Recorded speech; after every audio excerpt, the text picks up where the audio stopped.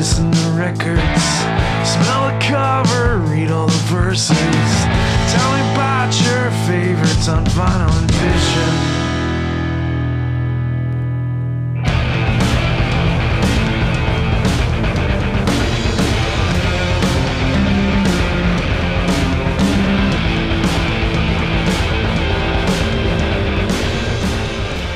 Hey folks, thanks for tuning in to the latest episode of Vinyl and Vision. Here we are with episode 116. Today's very special guest is Jem Moloney. So Jem comes from Australia. He's the first guest that I have speaking to us from that country. He will be here soon with his band Dead to tour some of the US. They are making a stop at Caterwaul Fest in May, and dates are yet to be finalized, but they're going to be doing some dates here in the US.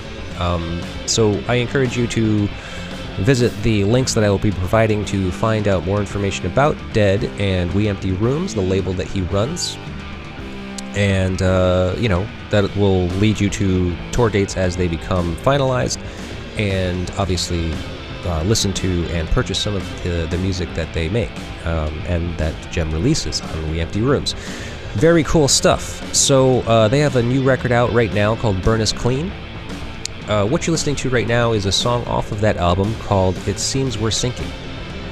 At the end of the episode, I'll include a short song off of another album, Raving Drooling, called Nunchucka Superfly.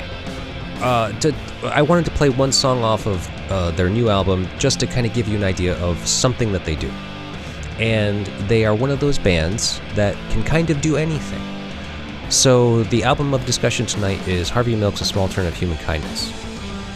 So that album, if you know it, is kind of disturbing. It's definitely dark. It's slow. It's dirgy. It's kind of doomy, and it's a great album.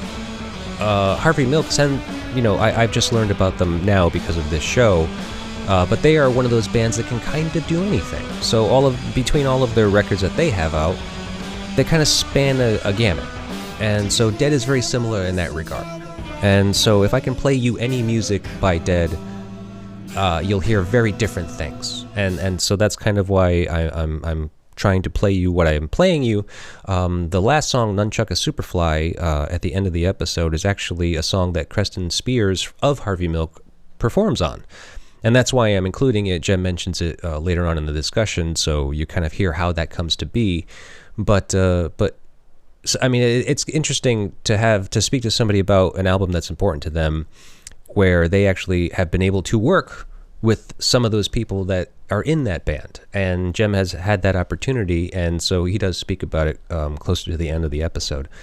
And it's pretty interesting stuff. I was really happy to have him on and learn about Dead and We Empty Rooms down in Australia, because it's always interesting to find out what's going on around the world, and find out more about Harvey Milk. Pretty cool band, I gotta admit. So I have to make this quick, so I'm just going to say thank you very much, folks. All that we ask that you do for us is that you can please help us out by liking, sharing, subscribing, commenting, rating, and reviewing. All of those things you do with the internet is what we normally say. And help if you want to help us out financially, just come and make a purchase from our website, psychicstatic.net, our Bandcamp page, which is also under the name Psychic Static. We have a new release coming out very soon from the band called Narnia, a punk band, which I have actually just joined. I'm now a member of that band. Record release party is April 13th at the Parlor in Providence. I'd love to see you there. Please come down, and please purchase a record. I would really appreciate that. Thank you very much, folks. Enjoy.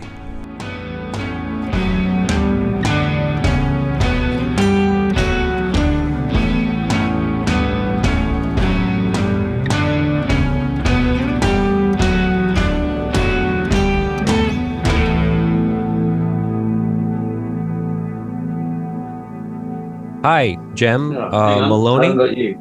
Yes, that's me. Yeah. How are you doing, man? I'm doing good. I'll tell you why in a sec. Sure. Take your time. We never use our last names because we never have visas. Oh, and so you don't So use your last names because you don't want them to find you. pretty much, yeah. You know, Yeah. depending on the country, we always fall into this annoying kind of category where like we're not really eligible for the visas Right. because we're not doing, sort of enough work to actually pay for a visa, but at the same time without one they won't let you in. So Yeah. Yeah. I mean, like, and the what same do thing you, happens with bands coming here. Yeah. right. I mean, what's the loophole for you? I mean, you just say that you're going off on holiday. Is that what happens? You just do a bit of a mix of, obviously you bring, like when we come over this time, we just won't bring anything. And so obviously don't bring any merch or anything like that. Yeah. Um, and we've always had like a kind of a letter from the studio that we're recording at saying, that's what we're here to do. Hmm. It's just one of those things that as the years progress, like all that stuff, used to be, easier to fly under the radar. Right. But it's sort of getting harder and harder. But it's just as bad for people coming here. It's just terrible. Like a band would be coming over at our level, and they are just tourists putting money into the economy. But it's this Right. outdated idea that, oh, you musicians, you must be making money. We want a piece of it. But it's Hmm. like it's over $1,000 per member just to, just for the right for them to work. Right. Right. But then And once they're here, they don't have to be paid at all. So it's like, what's the point of that? right. Right. And it costs obviously to travel there. I mean, what is it? You've traveled to the U.S. to tour on a few occasions now, right? Yeah, So what is that it's expense looking like to travel here? yeah, that's something I'm looking at again today. It used to be a lot cheaper, I can tell you that. But ever since COVID, it's probably just for the two of us, it's probably like a good $5,000 or $6,000 or something once we, Oh, you know, Jesus. yeah, Yeah. it's pretty tough times, I have to say. Right. I feel really lucky that we got to have the experiences in the past where it was more doable, but I also feel really sad because I just don't know, yeah, what that's going to mean for the sort of underground scene over the next few years. Yeah. Mm. Yeah. That is a difficult position to be in. I mean, there's something that I wanted to ask you anyway, considering we're kind of starting at this point. Um, what is your music scene like in Australia? Like you're currently in Melbourne, or Yeah, so I'm about an hour and a half out of Melbourne, and that's where I grew up playing. And I do feel really lucky that I grew up in that town because I guess, so I started playing in the really, really late 90s. But I started very young. I was in early high school. Um, and I guess over the sort of next 10 years, I just watched the scene grow and grow and grow hmm, until the point that, up until COVID, Melbourne was definitely, I mean, it still is, but it was a 7 night a week city where, if you're starting out, you can play every week for 2 or 3 years, and really kind of get your chops up. hmm, In that way, I feel like it's really healthy, and we really noticed it when we, first came to the US and we realized, oh, okay, like Austin, like being like hugely famous. Like sure, Austin's not actually got as many shows going on as Melbourne. huh? Melbourne, Australian cities aren't very good at selling, itself. And I would It's say the it's scene in not. Melbourne has been despite the government, not because of the government. Hmm, And anyway, I guess all I meant as far as the scene is what I really noticed when we first came to the US was, so our drinking age is 18.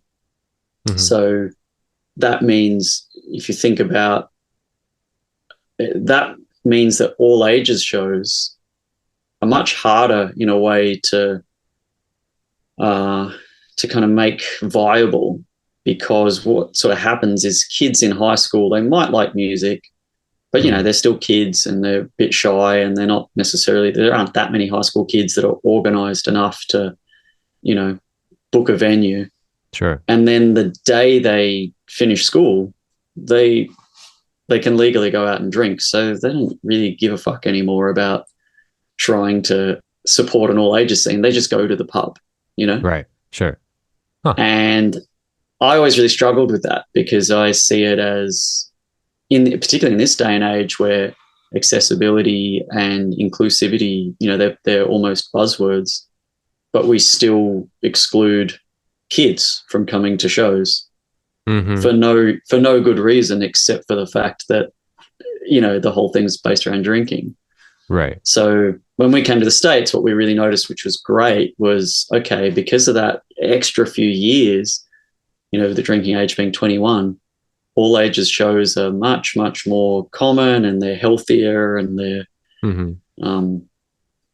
there's just more. I think in Melbourne, blessing and a curse, so many venues, so many places to play, but because they were all licensed venues, it meant that that's what our scene was based around. So yeah, weird. You've got bands going, you've got to fit whatever you do, you've got to fit it into this slot, because we're here to drink. Whereas if you're playing in a DIY venue, you can be a band that says, no, our set's only 10 minutes, and the venue will go, cool. we don't care. do what you want. Right. Huh. Yeah, that's interesting. But so, I mean, I would love to get into that more in depth, just because it's kind of interesting to me. I'm not in promotions really. I'm not into booking shows, but I mean, I've been dealing with it for years as well. It sounds interesting because it sounds like so similar, but it sounds like it's a little different too. So, but even more so than that, I mean, I'm just kind of curious what the music scene looks like, because you yourself, you're in a band called Dead, right? Yeah. And you run a label called We Empty Rooms, which primarily focuses on, experimental kind of strange noise rock-ish stuff. Is that fair to say, you think? Yeah, I think, that is fair. Yeah. So what do you think of the music scene, as far as the bands that are around and the genres that are popular right now in Australia? I think that what I've observed, at all times, so I'm 38 now, and I started playing in pubs when I was 13. So I already feel like an old man, and maybe I feel like an old man earlier because because I've been doing it for, what is that, 25 years or something. So I don't want to sort of say things like, oh, it's not like it used to be, because things will never be like it used to be. That's fine. Sure. But I think one thing that I've observed as a growing trend, the genres seem to get more and more defined, and the subgenres. Yeah. When I was a kid, I remember sort of thinking, I like metal. I like this thing called heavy metal. This is cool. And that sort of meant, to me, that sort of meant everything that was sort of aggressive and heavy. So that was Motorhead, and that was Deep Purple, and that was, Megadeth, or whatever I could get my hands on, Suicidal Tendencies. And then now it's like the pigeonholes get smaller and smaller and smaller, and bands seem to be more likely to be, kind of just a little bit more chiseled into a specific, Sure. It's like there's an idea of what we're going to be before we've even put it out there. And I just think a lot of that comes from the fact that you can go on YouTube, you can literally see pretty much whatever you want to see. You can see what is a Swedish, black metal band look and sound like, what gear are they using, and you can just kind of grab that. Whereas I often use this as an example. The first time I toured New Zealand, I really noticed, the bands here are not necessarily as proficient, like chops wise, Yeah. but they're way more unique because these towns are so small that that's just the band. That's just three people that get along with each other just playing. And, Right. happens to be that clearly the drummer is more into metal than the rest of them, or, whatever. But Yeah. the end product ends up being, Being that almost by band. default, just being more unique. Yeah. So I've found that, in general, I don't like to sort of be down on my own country or anything, but in general, it's pretty. Everything's kind of within its niche, and I feel like audiences also are more. They struggle with bands like us that are a bit all over the place. Yeah. You know. Well, I mean, with that being said, like some of the names that came to my mind, being from Australia were Tropical Fuckstorm, King Gizzard and the Wizard Lizard, and Emil and the Sniffers. Like those are the big names that are kind of right now that are, circling the punk and the noise rock realm. So I Yeah. mean, like how does that fare? Like, are you connected to those types of bands, or are you even consider yourself in the same, genre as them? It's funny. So the drummer from Tropical Fuckstorm is literally around the corner from me.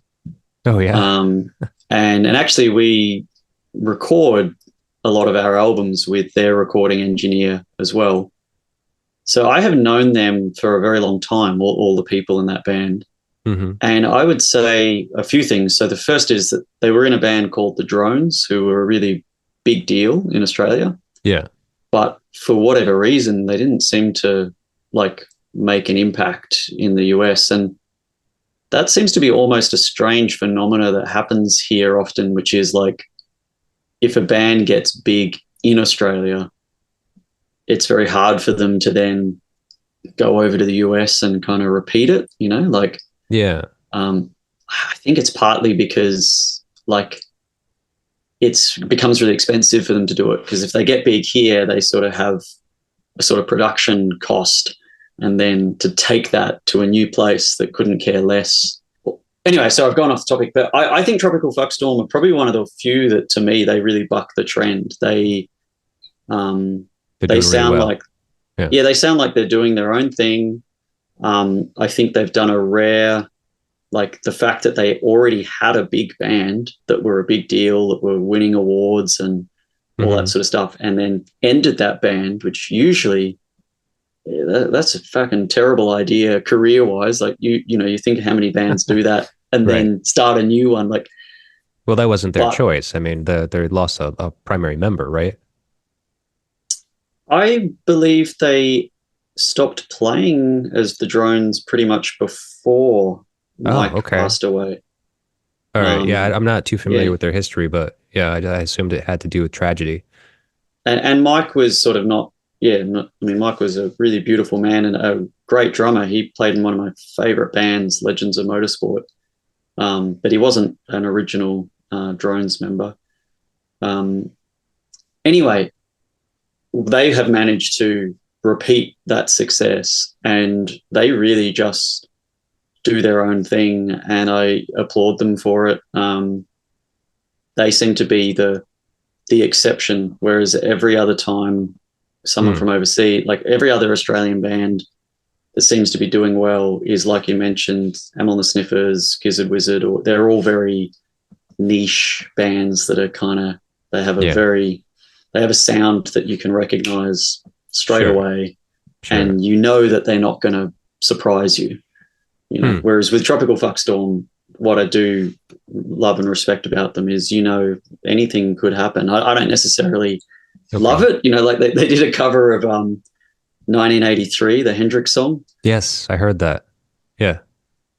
I don't think it's as good, because I think that song to me is almost one of the most perfect True. recorded songs of all time. Like it's, Yeah. but Jesus, that takes some nerve. So good on him. Like that's a Yeah. No, I yeah, actually I own that record, and I think I actually really did like that cover. And I don't typically like covers. I mean, typically I'm just yeah. like, why bother? It's just, especially something like that. It's so unique and so like masterful. I mean, it's Jimi Hendrix, for the love of God. But they did such a good job with it, and they did it like as authentically as they could. I think they really tried to be true to the original, as opposed to say, like, well, let's make this our own now. Like, we're this weird band anyway. Let's just do whatever Yeah, we want yeah, with it, which kind of highlights how talented they are, really. Because, I mean, I've been loving their music anyway, and then like hearing an album full of covers, I was just like, wow, like they're good at just doing whatever. It doesn't even matter. Like they can do anything yeah. great. I really respect that, and again, I think partly what it separates them too is they are, you sort of got Fee and Gaz. They've played together for a very, very long time, and they're the ones that are from the Drones. Mhm. But even the two of them musically, I would say, are quite different. And then Hammer, the drummer, I mean, she's played in a lot of different bands, usually kind of more, at least the ones that I've seen, usually at the heavier end of the scale, like a bit more brutish. Yeah. And then Erica, the other guitarist, she's got a lot of different bands, and so all I'm saying is they're not like that. They're a real mismatched band, and that's probably, I think that's the strength. That Yeah. they're not all people agreeing with each other. They're Right. people sort of just letting each other do their own thing. And like from different backgrounds, different influences. So they Yeah, all bring something different to the table, which is kind of what I want to talk to you about. I feel like we've been talking about them for so much for so long now. yeah. But I mean, so your band Dead. I was saying how it's kind of. I mean, it's not. I say the thing. I say noise rock in the idea that it's kind of like this over encompassing label because using someone like Tropical Fuckstorm as an example, it's just like they fall into that category even though they are not. They don't sound at all like no, like noise rock bands that I know and like. I mean, compared to Jesus Lizard, Big Black, anything like that, it's just like they're not the same. They're not the same thing at all. No, but it may be the fact. Maybe the joining factor is, I think you would probably find if you asked us or if you asked Tropical Fuckstorm or any other band that maybe is sort of in noise rock but also not. If you asked any of them, hey, what do you think of the Jesus Lizard? Hmm. Everyone unanimously would say, well, they're fucking great. So it's like it's music made by people who do love and respect Yeah. those bands. Doesn't Right. mean, I mean, the Jesus Lizard is, I know it's such a overly talked about band, but that's because they're great. But the Jesus Lizard to me, maybe to an Australian they're slightly less surprising because we already had the Birthday Party, which is Oh, that's right. pretty obviously the kind of predecessor. Yes. Right. And the Jesus Lizard to me sound like a band who clearly love the Birthday Yeah, Party, that's but have true. gone to the next. They're not stuck in the past. Sure. They're doing their own thing. Yeah. They're the Look, American equivalent, I guess you could say. yeah, they've sort of they've gone, shit, something in that really works. Hmm. And then they've done it their own way. And, I think just by being true to themselves, they can't help but, I think a band like the Jesus Lizard are a good example. They're not trying to be, in fact, if I would critique them at all, I would say a lot of their songs kind of sound the same. Like they're not worried about trying to cover all this ground. Right. They just sound like them, Yeah. like that is, I feel like when you hear Dwayne Dennison play guitar, you get a pretty good idea of what he would be like as a human to hang out with, you Yeah. know. Okay. I Sure. don't feel like he's putting anything on. Hmm. Well, so what would you say about Dead? Because from what I know and what I've heard so far, I have not been able to listen to your entire discography because there's just way too much there. Yeah.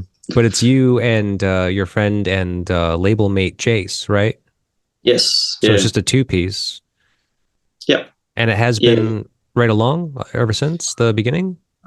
Yeah. So we are a two piece in the sense that we're the two members of the band, but we have always been along the way, we've collaborated a little bit, and in fact, we just started making an album with a third member who, is I played with him in high school, and he sort of has every now and then done something with Dead, and we always said to him, hey, basically you've always got a home in this band when you want it, but he kind of never, for a long time, he never lived anywhere near us, and he was overseas and whatever.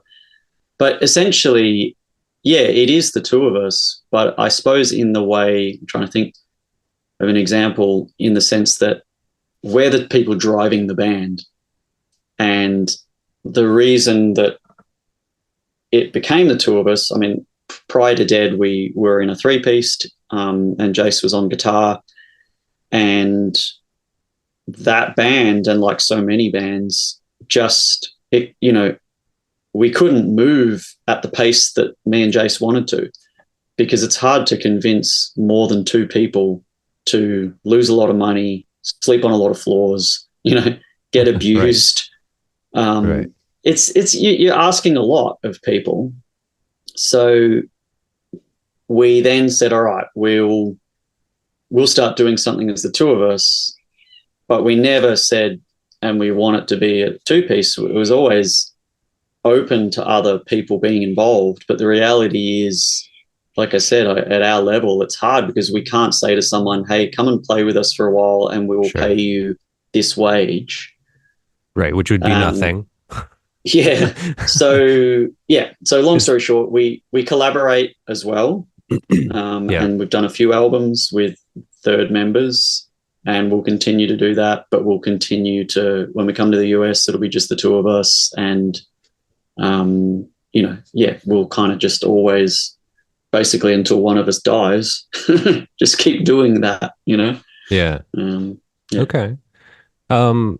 But I mean, so it's a level of commitment thing. Nobody's willing to commit the same way that you and Jace do. Yeah, but that's true. But also, there's a lot to be said for, like I've heard some people say, bands, let's say we talk about 3, 4, 5-piece bands. I've heard a lot of people say like they basically need a leader. And I have played in bands with, 6 members that were painfully democratic. I've played in 3 pieces that were totally democratic. And it is true that it's slower going, and I think it's just as you get older, it's harder to organize 3 people who are adults with adult commitments, Hey, when can you do this? And, but what I think people often gloss over is, like making music is a pretty intimate thing, and there's a lot of communication, and the communication that you can have between 2 people as you're playing is far different to any other version. As soon as you've got 3, the difference between 3 and 4 isn't crazy, and 4 and 5 is even less so. But 2 brings all these changes. Like, I don't have to think about what key Jace is in. I don't have to worry about when he changes the key. Right. We can play completely out of time and still make sense. We can, slow things down, speed things up. Like, there's a lot that only exists as a 2-piece. And in a way, I would say it's sort of no different to like this conversation or any conversation right now. Sure. There's a level. Yeah, there's a level of intimacy that you can kind of, at least I think, only achieve with 2. I mean, I know people have, 3-person intimate relationships and stuff, and sure, but that gets messy. But gets complicated. It's harder to do. Yeah. No, you're right. I actually haven't even thought about it that way, but you're absolutely correct. Because even the idea of speaking, I mean, like, it's just so much easier when it's 2 people. Like, like having these conversations and having a third person involved. Like, if there was, like, let's just say Jace was involved in this conversation, it would all of a sudden become so much more complicated to just kind of manage and kind of give everyone their kind of space and time to speak and to say whatever they needed to say. So I understand that. Yeah, and there's also an element, like if you sort of think of it like the Venn diagram model, you've got two people and how they can play music together, and you bring that Venn diagram together, then that big bit in the middle, that's the band, you know? So there might be little bits of each of us that don't particularly come into Dead, although I would say with Jason and I, we pretty much bring every element of ourselves. You're both whole circles that make Dead. Yeah, pretty much. There's, you know, he did like some solo stuff a while back, and I could sort of tell. I was like, oh yeah, that's definitely hitting something that you wouldn't hit if you had me playing with you. But as soon as you bring three, that, you know, that crossover bit becomes much smaller, right? Because you just, you know, and if you're, it's not a bad thing either, and it's probably why a band like the Jesus Lizard are so successful, because they have a sound and people can kind of rely on that sound, and people lock into their kind of positions, and they do it really well. So it's not that one's better than the other, but it's limiting. Yeah. And so for us, the limit obviously is the physical limits. It's more that, but I've always enjoyed the challenge of that. I've always enjoyed, for me, I would prefer to say, yeah, this song would be really cool with a third member playing a harmony. Right. But I don't mind it not being there when we play live, because I think the, you know, the other side of it is that there's an intensity to the two of us playing that is very, very hard to get with once you throw anyone else in there. Yeah. That makes sense. I mean, I think the two-piece is on the rise. I think more and more people are doing two-piece bands, it seems, for me. I mean, I can think of like 3 or 4 bands that I've spoken with just recently that are two-piece bands, you know? I think it's a reflection of the times in a way. Like, just people are having less time, and it's harder to schedule things, and But plus, you also get that immediacy, because you only have to bounce an idea off one person. There's no, there's no multiple, there's no group text. It's just, it takes up too much time. Can be frustrating. All those things. Yeah, and not, it shouldn't be overlooked that at least down here, I think it's similar in the States, though. You go back 20 years, or even longer, when I was first playing, I was never paid better. I've never been paid better than I was back then when I was a kid. Yeah. So even though we were not very good, and we were all, it was our first band and all of that, we were, making $400 or $500 a week from playing music. Not bad. And fast forward to, just before the pandemic, and Dead, with a much more of a following and much, bringing a lot more to the table, we'd be lucky to be getting, $50 or $60, a gig. And that's, and that's, from a show. Yeah. Yeah. And that's, and that's 20 years later. So you can't, so all I'm getting at is that, that first band that I was in, I mean, we went and made an album, and it was the most I've ever spent on an album in my life, again, because we had the money. Like, we were just investing the money that we had made from shows into the band, and that's what you do. And so it's easier to do that when there's a bit more money, and you can say, hey, can you guys commit to every Thursday night? So I suppose I can, because we're generating some income. Sure. And your kids, you have completely untethered. You're out of control, wild men, probably. I know I was. I don't know about you. But I also think it's like, as you see it happen more, and like we have had, and it's, it's hard to know how to react to this. I always try and just be really grateful and show them that that means a lot to me. But we're now old enough that I've had several people come up to me and say, yeah, we formed a two-piece because we saw you play. Oh. And and then they'll tell me, yeah, I was 14, when And and what they mean is we didn't know that you could do it. Like, so we were sort of there in this town going, this sucks, this, Right. I wish we could be in a band. And then we saw you play and we went, you can do that. Like it's, Yeah. Wow. So so I think you guys are the originators of the two-piece in Australia, huh? Oh no, no, not at all. But not by any stretch. But I can say that when we started, it's changed a lot. Like when we started, it was definitely people's main reference seemed to be like Lightning Bolt and Om were kind of new at the time. Oh, I have one of their and CDs right now. yeah, they're a great band because Heavy. everyone else sort of thought, oh yeah. Usually when you said two-piece, people thought of like the White Stripes or the Black Keys or Sure. I mean, that qualifies as well. Sure. Yeah, but I suppose people hadn't thought of it as, at the more kind of, big sound kind of. Yeah. So no, I wouldn't say that we're originators, but definitely. And in fact, I was in 2 drum and bass two-piece bands before Dead anyway. Okay. But it's definitely, I think, yeah, the more it happens, the more people see it and they go, oh, okay, that's what you can do. But I think what we did bring that has been, I guess, a point of difference is just that we did not, and I was very like deliberate about this. There's maybe the only thing actually, because the thing with Dead is, there aren't really any rules, but I did kind of steer it from the beginning away from effects pedals and loops and having 3 amps and all that, all those sort of things that two-piece bands seem to be doing to kind of in a way compensate for the lack of members.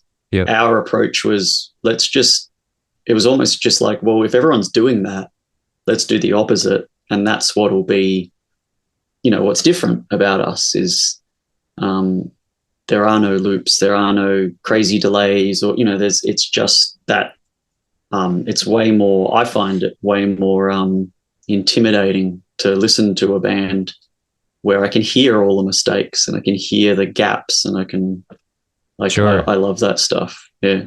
Oh, okay. I'm not sure if I picked up on that in your recordings. I definitely listened to a good portion of it. Starting actually at the very beginning. I think I actually went to the beginning of your Bandcamp page and would just listen to the first recording to just kind of get an idea, because I was just like, I know I'm gonna skip some of this stuff because there's just no way I'm gonna get through all of it. But I think I started there, and I was just like, okay, interesting. Kind of. I don't know even if I could speak to it very well now because I've just been so swamped. My brain is just now, kind of like over full with all this Dead material.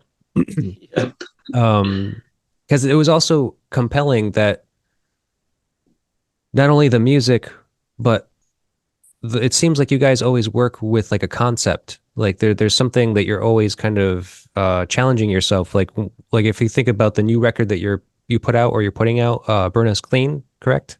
Yeah. I saw it on Bandcamp and I was just like, what is this? I don't get what's going on here.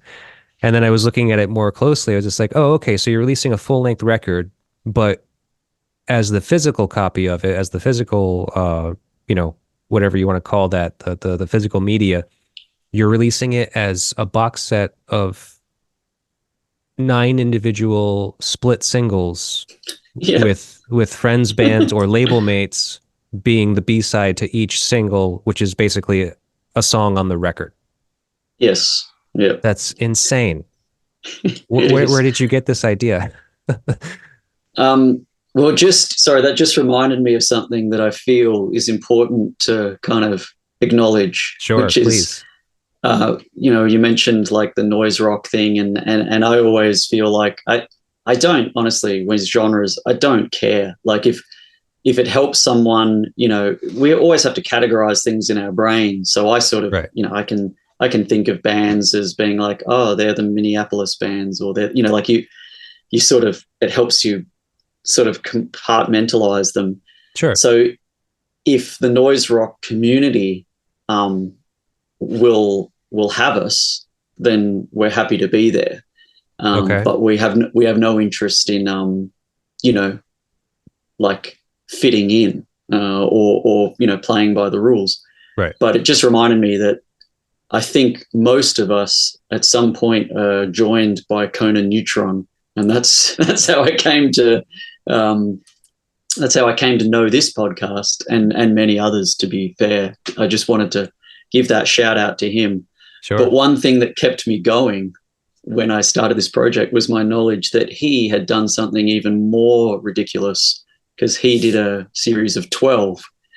And I was like, really? I was like, okay, Conan can do 12. That means any normal human being can probably do 6 or 7. So I'll shoot for 9 and I'll get there.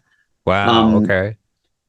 But the way those things come about is, for starters, if you go back to that first album, that first album is literally us. I mean, we formed the band. We just knew that we wanted to keep hanging out together. We'd never played together in that configuration. I'd never seen Jace play bass. I didn't even necessarily understand that he could. I didn't really realize that, because I knew him more as a guitarist. And I booked our first tour before we'd written a song. So I just, and that was like 14, 15 dates. Just me ringing people up saying, it's Jam, we've got a new band, can we book a show? And no one ever said, can I hear a demo? So we did that, and we just wrote some stuff and went out and played it. And then that album is us just, going, okay, let's record the songs that we have. Yeah. And then album 2 is kind of the same, which is let's go and record some new songs that we have. And then album 3 is probably the same. And then once we did that, I realized, okay, this is going to be a pretty productive band, because, Jace moves very fast. He writes a lot of music, and he just, he kind of never looks in the rear vision mirror. He just keeps going. Right. So I sort of started to realize, I thought about bands, like that I respect, that have put out a lot, like Melvins and Boris or something, bands that have that high output. Sure. And I thought, it helps with those bands when as they go along, when they do something that's got a bit of a focus, rather than let's just keep recording whatever material we happen to have. I noticed it's cool when those bands start to go, okay, we've done, that massive doomy album, so, we don't need to do that again. So what are we going to do that's different? Yeah. So that's when the idea of, we started to become a little bit more, okay, these songs are going to go together. And so now it might be that a song might exist for 6, 7, 8 years before it gets recorded, because it sort of doesn't, quite fit the album yet. Okay. And that's just along the way become more and more, deliberate. So yeah, this came about because I apologize for my vagueness, but one of the problems with the two of us is we just have a bit of a policy of moving it forward, and whoever is doing whatever at the time, we just back them. So, if Jace does the cover, like the drawing that's going to be the cover of the new album, I don't really say, no, that's no good, do it again. If he believes it, I just, back him. And Sure. Similarly if I sort of say to him, this album, like Raving Drooling was the metal album, he just kind of goes, yeah, okay. And the other thing with the two pieces, you can agree with each other and still kind of ignore each other. Sure. You can go, yeah, cool, whatever. I'm still just going to do what I want. But the pop album came about because we have always loved good melody and songwriting. We always have, and it's always been in there with our band, but maybe not as obvious as when, there's a guitar there just to play that melody. And it's probably also at the, when you play heavy, you crush some of that melody. So that's the kind of Sure. the trade-off. So the pop album was just us going, look, we know we love pop. We know that we actually can hear the melody in our own songs. Why don't we just do a whole album that is only pop songs? So not 2 or 3 on the album, but then there's still that 10-minute kind of epic song or whatever that we tend to, end up having. We're like, let's just, and then as we went along, where I said, what would be really cool is if they were all singles, but it was also an album. Like, I want it to work. That's the challenge. I want it to work in both formats. I want it to work when you listen from start to finish. You go, yeah, that's an album. Yeah. I believe that. But I also want them to exist on their own, because that was us sort of going, let's not be grumpy old men about the fact that kids these days don't listen to albums as much. Let's just kind of, embrace that. But now you're also having to, you run a label and you're putting out albums, you're putting out vinyl records, not only from your own band, but from other bands. So you're not just pressing one 12-inch record, you're pressing 9 7-inch records. And so obviously, and to a quantity, I mean, they're not massive quantities, but I mean, like, what, 100 copies per single, I guess, something around that. So we did 200 of each. 200 of each. That's a lot. 200 times 9. That's 1,800 records. It was terrifying when I went to pick them up. I just was like, and what softened the blow was when I went to the pressing plant to pick them up, there was this kid who turned out to be from the town I live in, because the pressing plant is in Melbourne. And he had turned up to pick up his records just on his skateboard. He didn't realize that, like, small run, I hope. Well, I think it was 150 or 200 LPs. It's a big, heavy box. And it is. And I said to him, "Hey, do you want to lift?" He was like, "Oh yeah, that'd be great." And I sort of, I sort of felt like, I remember being you. Right. I probably would have done the same thing. And now here I am. I'm just you 25 years later. Like, you just have to kind of up the ante. Like, what's the next sort of challenge? Sure. Sure. But then filing all the boxes under the bed before my girlfriend came home, just being like, oh God, I really hope these sell. Yeah. Well, so you're putting them together as a box set, but then you're also selling them individually, right? Yes. Yeah. Insane. I give you. I seriously, no. I mean, I give you a lot of credit. I mean, it's ambitious. And it's like, obviously, you guys focus a lot on artwork. You do all of your own screen printing. So these are very unique. They're all these individualized silkscreened jackets. So I mean, it's pretty impressive. I definitely admire it a lot. So regardless of whether or not they sell, or at least at what time frame, obviously you want them to sell out like that. But whatever. I mean, it'll be what it'll be. It's just such a cool idea, and I'm happy to see that you're doing it. Yeah, and look, the challenge for us is that if we didn't release as much music as we did, I wouldn't have to concern myself so much with quantities.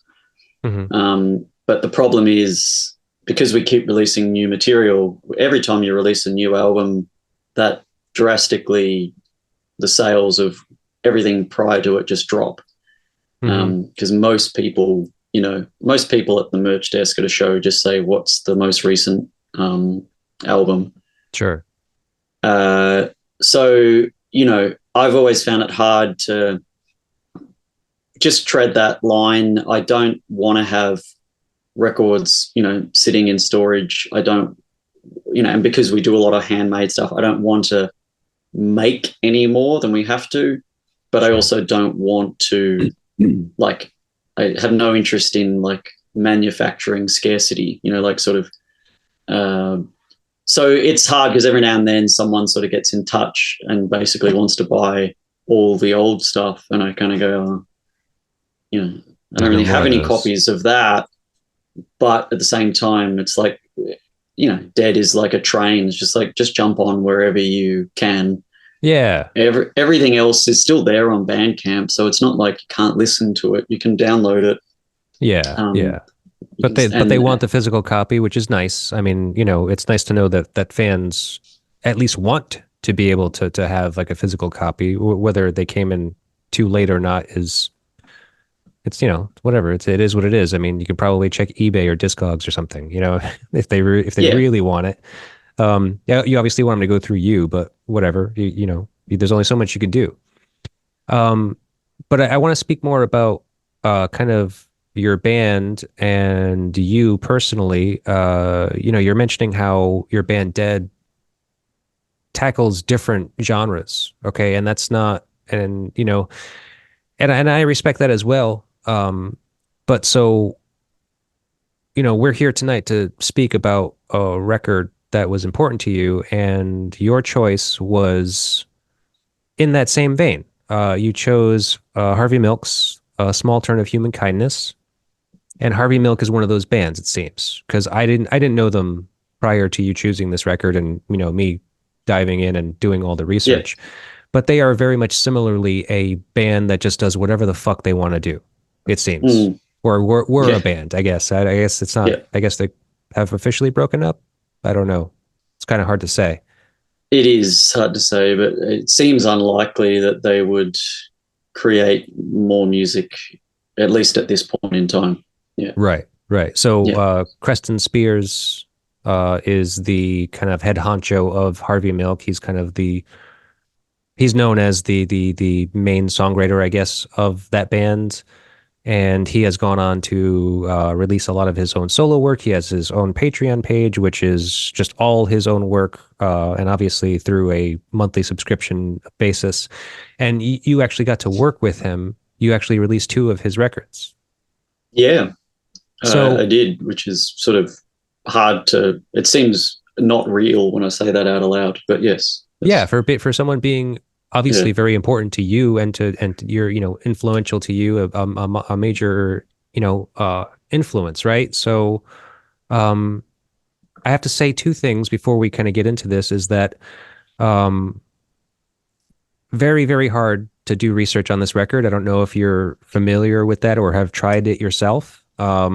There's I obviously can probably fill reviews. you in a little bit, Well, like that's as what we I was go gonna. along. That's what Yeah, I was gonna ask because I was just like, you seem like you're gonna be the best, the best resource I'm gonna have because there's a lot of reviews. If you look up Harvey Milk's A Small Turn of Human Kindness, you'll find reviews, endless number of reviews from endless, publications that ostensibly say the same thing over and over. I mean, mm, it's a difficult album. It's very heavy. It's very loud, but it's very slow. It's very dirgy. Um, and some people seem to be very fascinated by that.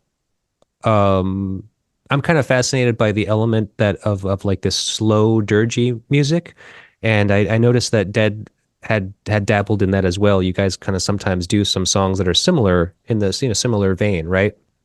yeah. So I'm curious, um, like when you're doing something like that, because obviously you can do pop music, you can do noise rock, you can do whatever you want. When you're tackling something like slow, heavy, dirgy music, is there anything that you need to do to get into that mindset? Well, the slow, heavy thing is my natural state. Oh yeah?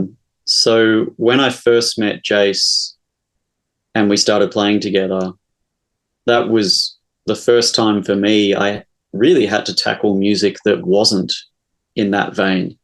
Oh, okay. Um, and so there's a generation gap between us. He's 12 years older than me.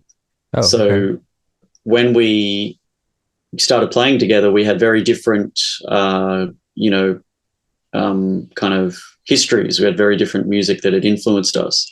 Hmm. And he grew up more in an era when things like post-punk were really current and, pushing the envelope, I guess. And things like, Zeppelin and Floyd and Deep Purple and all that was kind of, a bit daggy and uncool. And Dinosaur rock. Yeah, I had a really different version of all that because I became obsessed with music at 5 years old and I couldn't get enough of it. And I had an older brother, 6 years older, and he sort of, he helped he gave me the little push, Yeah. And I just couldn't get enough of it. And but when you're that young, you have no concept of what is and isn't cool. And in fact, being that into music amongst my peers already made me uncool to not uncool, but just it was awkward because you were misunderstood or not understood at all. Yeah. And so to me, I didn't care if it was from the 60s, the 70s, the 80s, whatever. If I liked it, I liked it. So, I'd listen to the Beatles' Rubber Soul and go, yeah, man, that's rocking, and I'd listen to Michael Jackson Dangerous was like the first CD I got. And I loved that. And, I was always sort of on this journey to find, I could kind of tell it was like I hadn't got to where I needed to yet. Yeah. But I sort of knew what the elements were. Like I was like, I know John Bonham is sort of the closest thing I have to what I really love. Yeah. And then, as I got into high school, I discovered bands like War. Do you know that band War? And their early stuff is so heavy. I mean, people don't think of it that way, but the drummer is really behind the beat and really ahead of his time as far as being quite down-tuned. And a lot of what he's doing is really, to me, the elements of kind of what later would become doom music. Really? Okay. And so I suppose I was kind of playing in a kind of doomy style with no knowledge of that even being a genre, like not, I didn't know about the Melvins or anything like that, but I certainly knew about, I would say like Pink Floyd too definitely had those moments of being, slow and behind the beat and kind of, it's stoner music really when you think about it. Like, I guess it's true. Yeah. So I don't have to go into a different mindset. I sort of just have to go back to being me, because what I learned with Jace was I learned about, this thing called punk music, which as a kid, I just thought was all terrible. Like when I was a kid, that was things like Blink-182. And I just thought I thought this is awful. Like I couldn't even, then when I would hear a band like the Sex Pistols or the Ramones or whatever, because it took me a long time to be able to get through to that music and see the value in it, because I just found it kind of thin and. Sure. Yeah. If you contextualize it in music history, when you kind of like see that the originators of punk, not Blink-182, but Sex Pistols and the Ramones and bands like that, and see kind of where they came from, which was essentially the Ramones kind of came from like doo-wop and like kind of that style of music, like the Shangri-Las and stuff like that. It always ties into what came before it in some way or another. But so then how does doom or where does doom fall into your chronology, as far as this, like, being a 5-year-old kid, getting turned on to music, being obsessed. You're obviously listening to like, a lot of pop music, stuff like Michael Jackson, some of the classic rock, Led Zeppelin, so forth. Where does it get heavy and doomy? Yeah, so I think it was naturally the way I played. And at around like 16 years old, I formed a band with some schoolmates. So I was already playing in a band and playing twice a week, but they were all older. They'd finished school, and that band had a lot more influence from across the board, but it was definitely would say the influences of that band were all in the past. So it was, Donny Hathaway, and Zeppelin and Floyd, and but kind of equal parts, sort of like, I guess, kind of like R&B, Okay. and like psychedelic stuff. Interesting. And I always felt within that band like I loved doing all of that, but there was an element to me that sort of wanted to get a bit more probably aggressive and just even, bigger and heavier. And so, for me, that was maybe, I found it harder to find contemporary bands that did it for me as much as people like Hendrix and Floyd and that did. But they were there. So there were bands like Faith No More. I love that drummer, and I think he's he speaks a similar language to me, where it's very caveman, lots of heavy drumming on the toms, and Okay.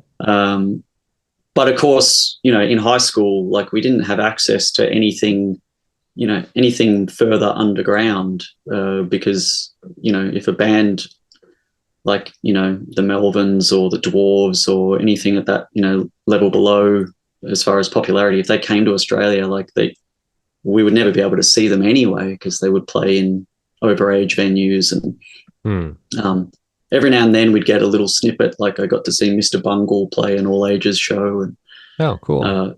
actually, no, I got to see them play an under 18s show, which was even like cooler in a way, because it was just a room full of kids just completely like had no idea what was going on. Like, there's a room full of kids that went to see the singer from Faith No More. Oh, right. Okay. And then, and what was even better, not to digress for too long, was the support act was Neil Hamburger. And it was, again, a room full of kids going, what the heck? He just coughed for about half an hour. And wow. But what happened is I then formed a band with some friends in high school, and we probably, and one of them is now playing part-time in Dead. And we just naturally, that again was drums and two basses, and we just naturally leaned towards slower playing, and we were hugely influenced by, we all loved that sort of early era King Crimson, where songs were more like just a bit of a basic structure from which to improvise. And then somewhere along the line, people said, you guys sound like the Melvins. And we were like, who are they? And then we went and saw them. We saw them support Tool. Okay. And that was a life-changing moment. That was like, they're doing the thing that is sort of in our brain. Like, like they're actually executing it. It was the first time I'd seen, for me, like, that sort of the power of, like, a John Bonham or a Buddy Miles sort of drummer, combined with the finesse of like a, Mitch Mitchell or Ginger Baker, that sort of more jazzy. I'd always thought, like, I don't know how you bring that together. And then I was watching someone do it in front of me. Yeah. Oh, wow. And what really stood out was I was watching someone do it, and I was watching him just drop sticks constantly. And he didn't care, like he just didn't, it was, this thing clicked in my brain. I was like, this is really heavy, because this guy is pushing himself to the point of failure constantly, which is, again, what we loved about bands like King Crimson. You listen to any of their earlier albums, you hear so many mistakes, because they're not trying to be perfect. They're trying to find what their limit is, and they keep finding it, and they leave it on the record. It's just like, oh, okay, sorry, I hit the snare mic, but we don't have time to retake that 14-minute song, so there it is. Right. Huh. Yeah. Okay. And then some older people kind of said to me, hey, you really need to listen to, I remember Boris being sort of recommended, and But yeah, like all music, the further, I would say the majority of what people kind of classify as doom, I just think sucks and is really boring. But Yeah. when you find the thing that you love, I'd say like the drummer from Corrupted, Japanese band who I was lucky enough to play with over there. Like, to me, he gets it. Sure. It's Sure. doom and he plays slow, but he's musical. That's the difference. It's not just about how slow can I be. Mm-hmm. I feel like there's two versions of playing slow, right? And Kyle from Harvey Milk definitely gets this. There's the version where you are, and I know this is going to sound wanky, but it's real. There's the version where you are playing all of the silence, all of the bits in between. Mm-hmm. You are still playing them. Like, you're just not hitting anything. Right. But you're feeling the moment, and Sure. you're keeping the pulse. And this might sound like a strange example, but I think Ringo Starr is an amazing example of that. Often what's so musical about him is that he waits. Right. He's not helping himself out by playing a fill up until the one. He waits all the way until the one hits, and then he hits just that microsecond after, which gives you that feeling of like, we're not in a hurry. Yeah. And then there's the heavy metal way of playing doom. And that's, to me, they're the people that don't get it. And what they do is they hit a note and then they wait a while and then they hit another one. And it doesn't have the kind of lumbering, quality to it. Because it's not in time? Is that the I think problem? it's sort of just, it's got this stiffness because they're probably landing, if you get technical about it, they're probably landing each beat sort of just, a little bit rushed. Even though they waited all that time to hit the next one. Yeah. They kind of.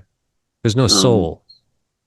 I don't like, there's no, there is no right or wrong, for someone else might hear a band like that and go, that's the best. And an example in a way of a band that absolutely nail that is Con8. I don't know if I'm saying it right, but the band, which is like Stephen O'Malley from Sun and a couple of members from, they are, to me, like, they are innovators. They found new ways to play slow, and particularly their older material, even though it's slow, it's got this aggressiveness. Yeah.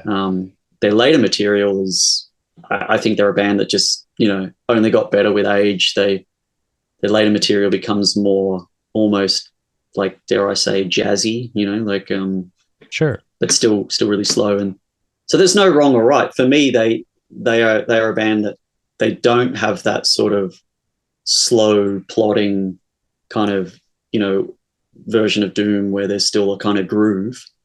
They have more of an aggression, but it's fantastic. It's almost terrifying at times. And Swans are maybe a version of that too. Swans do a lot of stuff that is slow and heavy, right? But it does not have a groove as such, but it's fucking awesome. So yeah, there's no wrong or right. But for me, my natural state is playing.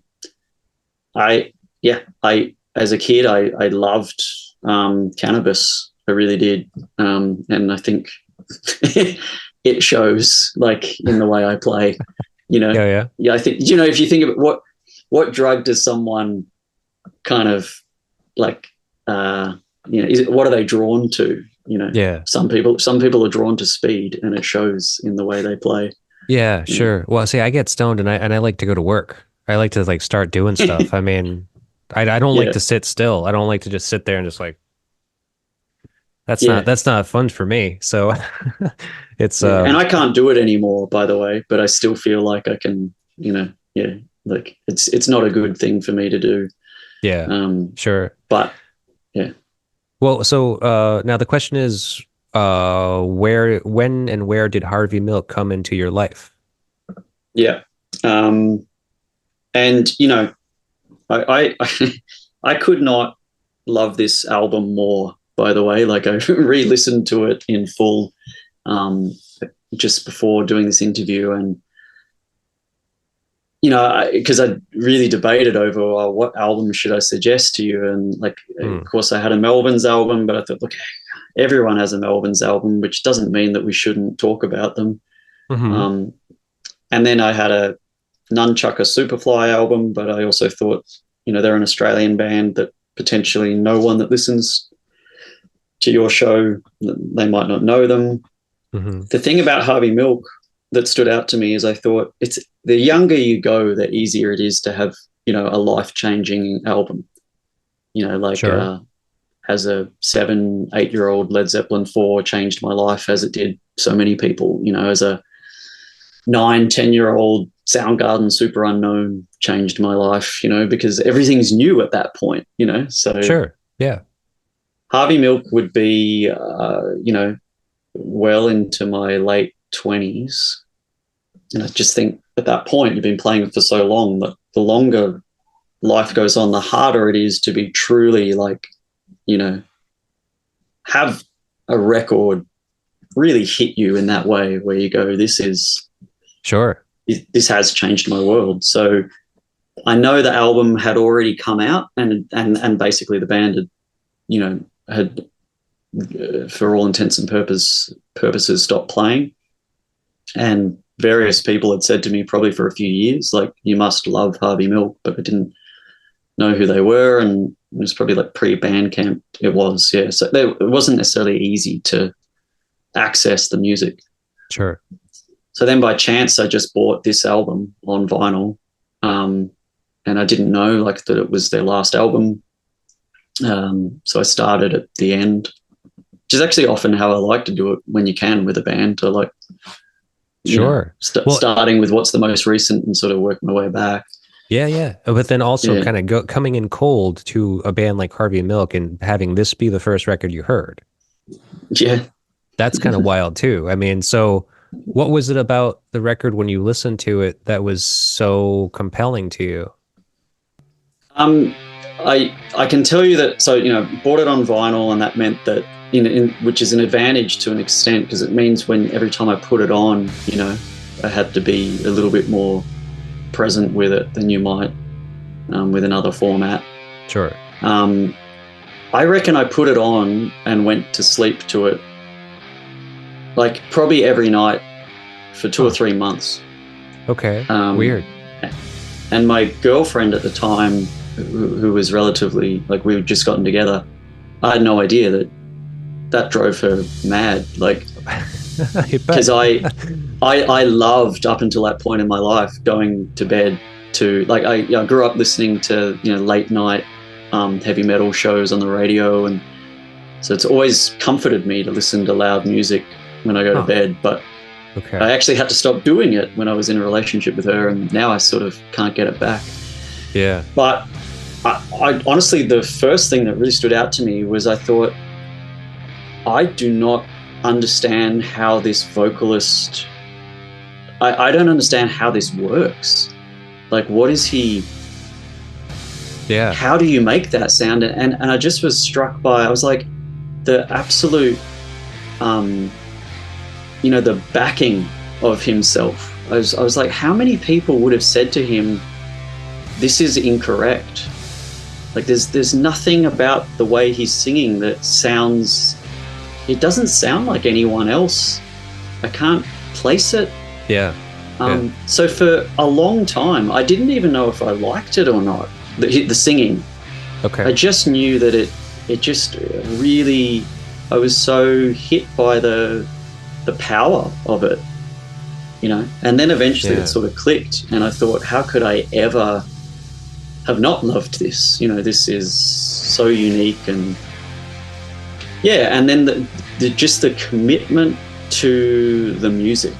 So of course, if you then, at the time I didn't know the other material, but if you then go back and listen to other songs, some of their songs are direct tributes to Kiss or Thin Lizzy or... Right, yeah.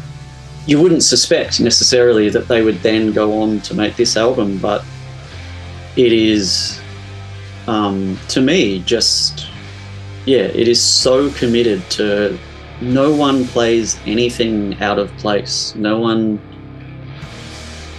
adds anything that they shouldn't have. and no one holds Yeah. back more than they should. They so commit, like an orchestra. They just play. It's pretty committed, isn't it? I mean, like, so this is the first time I've ever heard Harvey Milk as well. You suggest this record to me, and so I started listening to it. And the first problem is that I had to listen to it on YouTube, and no ads, oddly enough, and thankfully, but no breaks. Like, it's not a long record, and it's only got 8 songs, correct? Never counted. 1, 2, 3, 4, 5, 6, 7. 7 songs. I'm listening to you. I'm just going to grab my copy. Yeah, please do, because I have questions. So 7 songs. It's only it's under 40 minutes. So, that's 20 minutes aside, approximately, give or take. And there's no breaks. Like, almost like every song basically bleeds into the next. And whether it be because of the style of the music or what actual chords they ended up playing, it's really hard to tell where those breaks come in. Like, where the song ended and the new one is beginning. So that was very hard for me to digest and to figure out, because, obviously, if you've heard me do this show, you know that I go track by track and try to, ask a question per song. The other problem was just like, what the fuck is this? Okay, the first song has no title. It's just an asterisk. And every song after that is I something. I just want to go home. I am sick of all this too. I know this is no place for you. I alone got up and left. I know this is all my fault. I did not call out. I'm like, okay, this is going to be a very personal conversation to have. Yeah. And then let's say, okay, well, what is he even singing? So there's no, I had no record, no good, until I mean, I could find it online eventually, but upon listening to it at first, I'm just like, I have no idea what's happening in these vocals. I don't know what he's singing about. I mean, I know it sounds very strained. I know he sounds like a wounded animal, but what is this? What's happening here? So this was a lot. Yeah.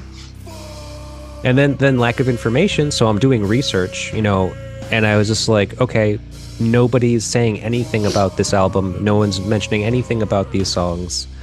The only thing I was able to find was that Creston Spears has said that the album was the only Harvey Milk album written as one piece.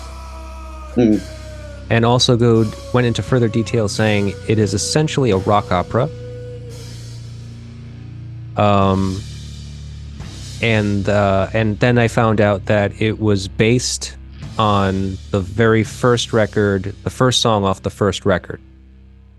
Yes. Which was the song called A Small Turn for Human Kindness, correct? Yeah, it might be called like Small. I'll grab it in a sec, but it's almost the exact same name. Okay. But maybe there's like an extra letter or something, like Small Turns, or I'll grab it in a moment. I've got the album. Okay. I actually get, stumped because this album means so much to me. But one thing that really stood out, we were really lucky enough to do a tour with the band Black Cobra. Amazing band out of San Francisco. And again, I think a good example of a band that are kind of misunderstood. Like they just sound like they're a 2-piece, like just metal band. But the drummer is so unconventional that, and I know it's such a cliche, but he brings a sort of jazzy element to it, even though he's pounding the crap out of it. And I once read an interview with Jason, the guitarist, and he described this album as one of his, I think it was your top 5 or something, Okay. And he described them as a rock band. And I went, you know what? That is the strangest thing, that that's actually what they are. And that sounds so like middle of the road. I mean, if you think about all of their songs, I mean, like, because I listened to some of the other records just to kind of like get an idea, I Yeah. mean, and like The Pleaser is a straight up rock record. And Yes. other albums that they have elements like not all of their albums sound like this, you know? No. They definitely pay tribute to a lot of their original influences, which are, essentially Kiss, Led Zeppelin, and like Thin Lizzy or something. Yeah. And that's what they And do. They can do it. there is an element of that that still makes it into this album amazingly. So that sort of, Kiss, Thin Lizzy, um, so the reason I have some information, perhaps that you don't, is just because I've been able to speak to some of the members a bit. Sure. In the Yeah. sense that I've worked with Creston. Creston has played on a couple of our records, and Kyle, the drummer and recording engineer of this album, he has mixed and mastered some of our albums. Okay. But he also plays drums for Kurt Vile, who tours Australia quite regularly. Oh, okay. So we've managed to catch up a few times, and I have to see if I can find a copy. It did get published somewhere, but I interviewed Kyle a few years back, and I initially didn't want to ask him too much about Harvey Milk because I didn't want to be that guy that, Because he was on talks tour about with the Kurt past. Vile. Yeah, but he just said, man, just ask me anything, because no one actually ever cared about us when we were a band. So there's very Right. little, we didn't ever get, nothing is out there. Right. But one thing we talked about The Pleaser, and he explained to me how essentially each song is a tribute to a band, and it's very obvious. So one song is their version of Black Dog, the Zeppelin song, Oh yeah.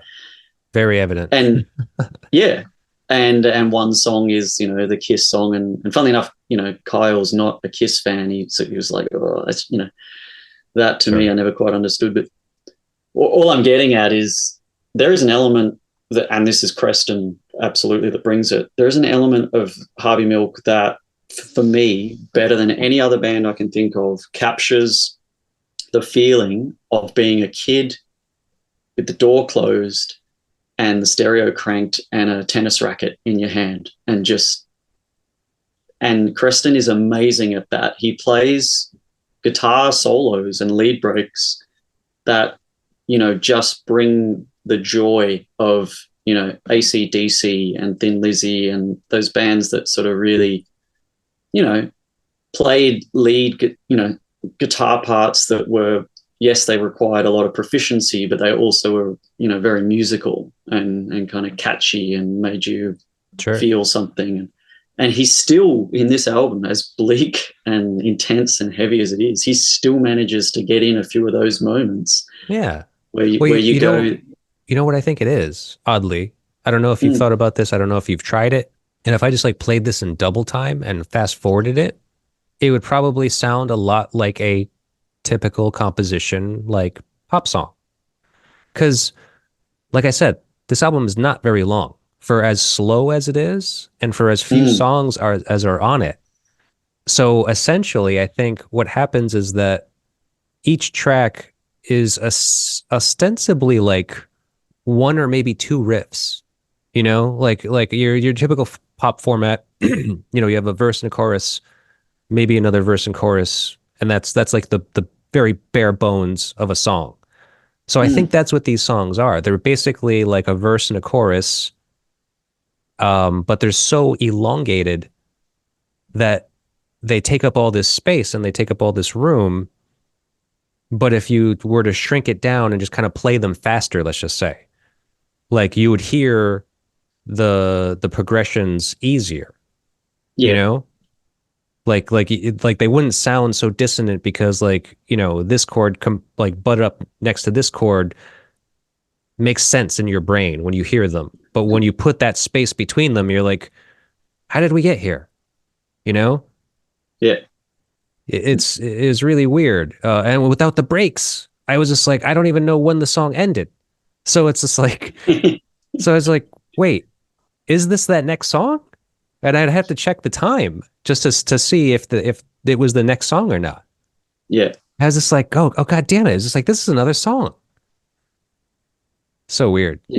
And I love that you keep, noting that it's actually not that long. And what they, achieved with that is that it is a intense listen if you pay attention and you Hmm. feel like you went somewhere. You feel different, after it's over. But it is not ever, nothing goes for longer than it needed to. So they're not trying to punish you or like if you listen to really maybe the first two Harvey Milk albums, Hmm. they use a technique that my band in high school did a lot as well. And it's pretty common, I think, when you're starting out and you want to kind of feel intense, is some of their songs, they just punish you for minutes on end. Yeah. And the idea is that then there's a reward, as a reward for for having sat through it.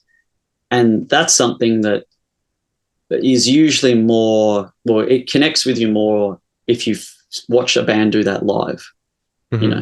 Sure.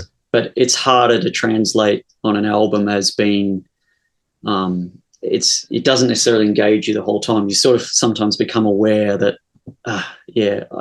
I'm basically just earning my right to that beautiful riff at the end. Sure. On this album, years later, they have none of that. And Hmm. every moment has a reason why it's there. And I can only imagine there's a lot of stuff that, got edited out, like Yeah. when Creston was writing it. Okay. And yeah, it doesn't like it's a common, and like mentioned Corrupted before. They've got some albums that are just, 1 70-minute, piece or something. And Hmm. they're great. And they're great for different reasons, but they take a long time to kind of come in and they take a long time to ease out. Whereas with this, you feel once you know the album, which I do, it's actually incredibly like, you realize, every bar, Sure. Yeah. there's none that take you by surprise or that you don't think, oh, I thought this one, went for a few more. No, it actually it's very, very well written. As you said, it just happens to be slow. It's just Yeah. Yeah. Well, there's not a lot of using tempo. parts. There's not a Yeah, lot of parts to count, really. If you really want to sit there and count out the parts, I mean, it's just like I'm saying, I didn't do it, but I guarantee you, each of these songs has maybe two major like motions yeah, at most. So, yeah. I'd have to, yeah, I mean, listen and I'll have check. to sit with it again and do it and maybe kind of like do the math to it. But it's such a strange record. Um, now, so normally I would ask questions about each song. I only have two questions based on these songs. But Yeah, before I get there, maybe considering the lack of information about this album and maybe even about the band, considering you have a personal history with them, I mean, what can you share that you know about this album? yeah. Well, I can tell you that. So Kyle, um, the drummer, Kyle Spence, was involved with the band from the very beginning, Hmm. but he's not the drummer on all the albums. So The Right. Pleaser is the first album that he played on, which Oh, was okay. basically the third Harvey Milk album in their kind of first, you know, uh, life. And then Right, they right. stopped for a Because while. yeah, they broke up for a few years. Yeah. And then they did an album called Special Wishes, which is amazing. But that's actually the original drummer again on drums, Hmm. but Kyle mixed it. And so Kyle was involved at an engineer level, sort of, I think, from maybe the very beginning or certainly early on. Okay. And then, after Special Wishes came out, he rejoined the band on drums, and then they did Life, the Best Game in Town, which was a really difficult album for me not to put on the list because like Joe Preston plays on that, and he's one of my favorite people and musicians ever. But I sort of had to be true to the idea of the podcast. Sure. But what I can tell you is that Kyle was always involved as an engineer, but Life the Best Game in Town, I'm pretty sure was the first time that he was, playing, recording and mixing, from start to finish.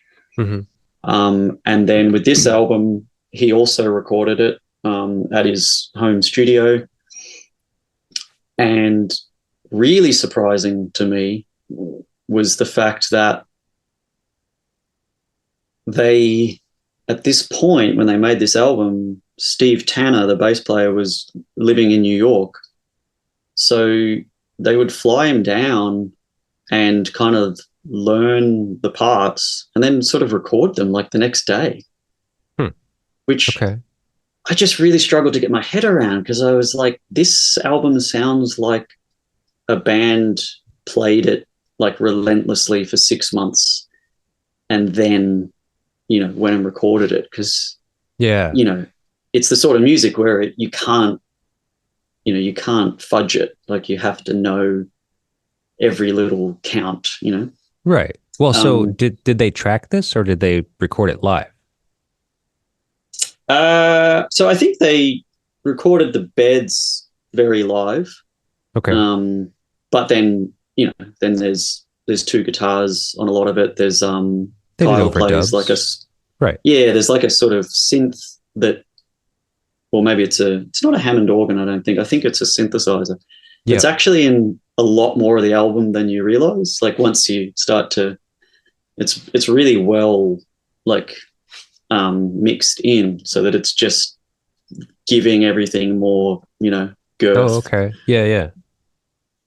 And the vocals, I'm sure were done as overdubs because what I also can tell you is that, Creston is in the room with his guitar amp. It's got that sound of someone using, feedback in a musical way rather than just doing it as an overdub.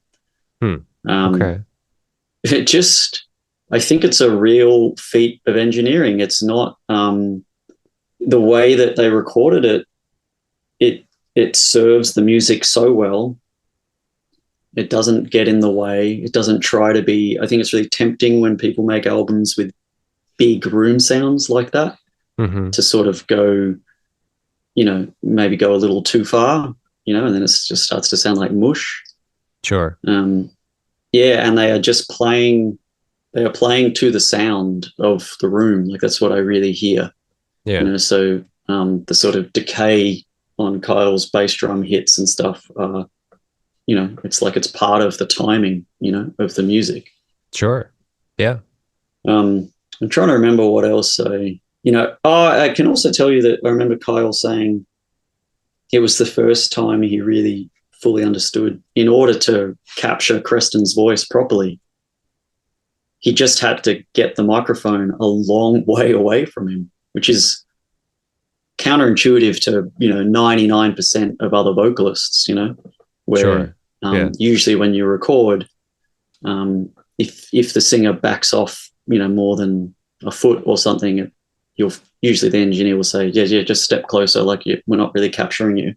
Sure. But because Creston is just got this enormous voice, he actually realized I've got to treat this differently. And so for most of it, he's a long way back from the because he's like shouting and howling. I mean, I don't think you want that up on the mic because it'll just distort, So if you're gonna scream, you want to scream from back here, And I can't scream anyway. I mean, if I back off a foot from the mic, you're just not going to hear me at all, even if I am yelling. So I mean, I imagine he has a booming voice because it's absolutely present in this recording, and if he was recording that far off the mic, I mean, it has to be loud. Yes, absolutely. I think another thing worth mentioning here, I mean, this isn't a secret or anything, but it might not have come up in your research. I mean, Creston he studied music, at a sort of, Composition. Yeah, yeah, classically trained, right? yeah. Yeah, So that's immediately a major difference between, there are several heavy bands out there that love Harvey Milk, and I'm in one of them, and we're all sort of at times trying to kind of get a bit of that same magic, but most of us don't have that understanding of classical composition that Creston does. And I yeah, think that can't be underestimated. Like, you listen to some of those guitar parts in this album. I think the average engineer would say, do you need to redo that? Like, did you just hit the wrong note? Because sure. they are not the obvious notes, to Yeah. be hitting. I don't understand. I'm a drummer. I don't understand what sort of harmonies they are, what chords he's hitting, but they sound wrong, like in a beautiful way. They're like diminished or like dissonant chords. I love that actually. I dabble in guitar, and that's kind of how I write. I don't know. I'm not classically trained at all, but I know that like certain notes will make a chord, but it'll make a dissonant chord, and those are the ones I gravitate towards because they do kind of sound off. They do kind of sound a little weird and like kind of like out of tune, but I know that like when I hit it right, and I know when I play it back, I was just like that makes a lot of sense. Like it sounds right with everything kind of together, but if you kind of isolate it, or if you fuck up and you like maybe play the wrong note or accidentally mute one of the strings as you're trying to strum or finger pick the chord, it doesn't sound right. Yeah. Like it kind of has to be exact. Yeah, and it needs that. You need to back. I will probably keep saying that same thing, but you need to back yourself. I have a friend, Ben Salter, that he wrote a song called that, Back Yourself. And I keep thinking of it because I think that's exactly what playing music like this is. You have to give it everything, because most people are going to hate it. Most people are not going to speak the language that Harvey Milk is speaking through this music. Sure. So their assumption is going to be, this is wrong. So you just have to hit it 100%.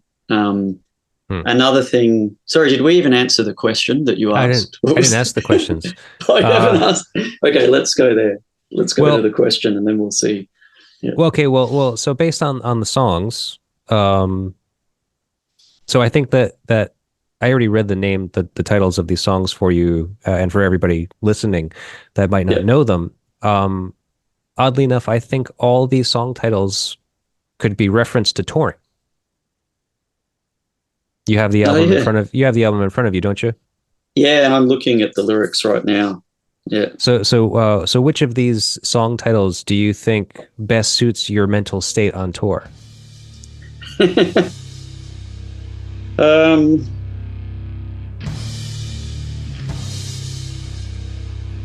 that's an interesting, because I can see the lyrics, so I never made that. I've never felt like I just want to go home. Really? If I'm on tour. Really? No. Okay. That's interesting. I have definitely felt like I'm sick of all this too. Like we are in agreement that, this is punishing. Sure. And I don't think I felt like, I know this is all my fault.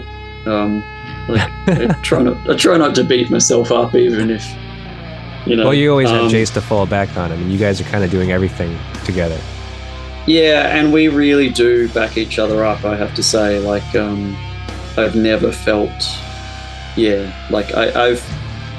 there's been moments in the band where I felt like I'm amazed that he's followed me, because I do the booking and stuff. So there's been times where I go, this has been 2 or 3 nights in a row that were horrible as far as, where we've played and how they've treated us. And, right. I'm amazed that Jace he's not saying anything. He's not saying. There's only so much you can do when you're there. I mean, you're how many hundreds of miles, if not thousands of miles from home? I mean, like, what can you do? Yeah. But funnily enough, I did not call out is probably one that is relevant at times. You know, where I think we've been really lucky that, yeah, because we're not a band that sort of, you know, fit in the sort of hardcore scene, or, you know, I guess scenes where there's more likely for people to get a bit rough in the crowd. But we did have, you know, an experience on one tour where we were playing a festival, and it was an amazing show for us, and we had a great time, and the people that were there loved it. But we didn't know until afterwards that, you know, there was actually someone being a real dickhead and like groping people and, you know, like making them really uncomfortable. And a friend of ours actually sort of dealt with. What was this? Woodstock 99? Yeah, no, it was Total Fest, which is an amazing festival, and you know, I feel bad that that's where it happened, because, you know, the people that run it would also felt awful.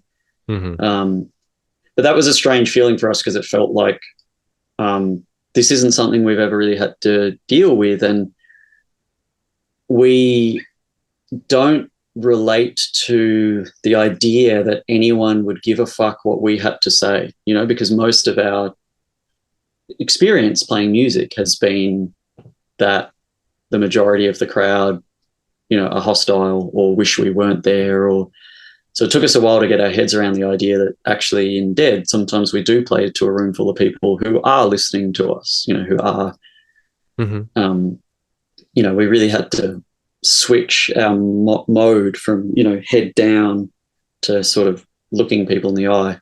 So anyway, I did not call out, just on what you said, is maybe it's not been something we've ever been good at, and we don't respond well to, you know, if I'm at a show and someone in the band starts telling people what to do, like, you know, form a circle pit or step forward or whatever, I'm like, you know what, I'm fucking out. I didn't come here for a lecture. Like, I just want to see you rock out.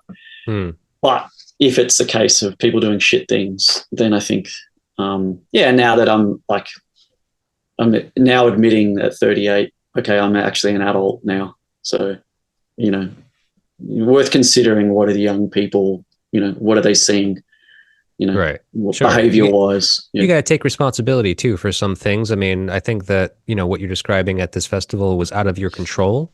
And I think that if you knew what was happening at the time it was happening, that'd be a very different story than what you're saying now. You know, there's only so much you can really do. But that is a powerful place to be when you have something to say, you know. So if you can, then great. But if you can't, because, you know, a lot of that stuff outside, you know, in the audience and stuff, it's an unknown to people on a stage. Absolutely. Yeah. I think it probably just got us thinking a bit more about being, you know, often in our promo, or like our photos or whatever, we've been essentially taking the piss out of, you know, macho-ness, or, you know, tough guys, or, and I think it just got us thinking a bit more about, like, okay, we might need to be a bit more deliberately overt about that. We might, you know, it might just be worth letting people know at the start of the show, and not in that lecturing way, but letting people know that we want people to be safe. We want people to have a good time, you know, because some bands really thrive, you know, some metal bands thrive on, you know, fuck shit up, and, you know, like, and that's not us. We actually just want everyone to have a good time and to go home feeling good. So it probably just got us thinking a bit more about how do we make that stuff clear? How do we make it clear to, I guess, all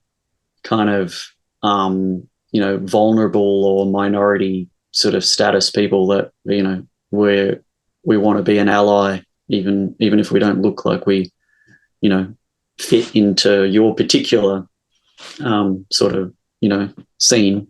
But that's important to us. So how that plays out is not always that straightforward, I suppose, but just so the only other question I have for you pertaining to the songs was for I know this is all my fault. So you have been operating as a record label for many years now with your partner Jace. Has there ever been a moment where you had to admit your fault to your partner, that you had to take responsibility for a failure in the record label?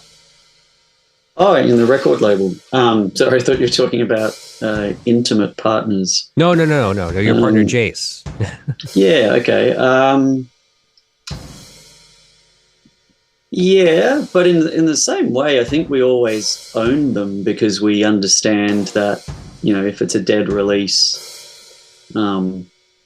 essentially we're both responsible, like in the sense that we don't tend to say, oh, okay, you took care of that, therefore that's your, fault that didn't go right. Right. But one that I can think of, this is the only one that's jumping out at me.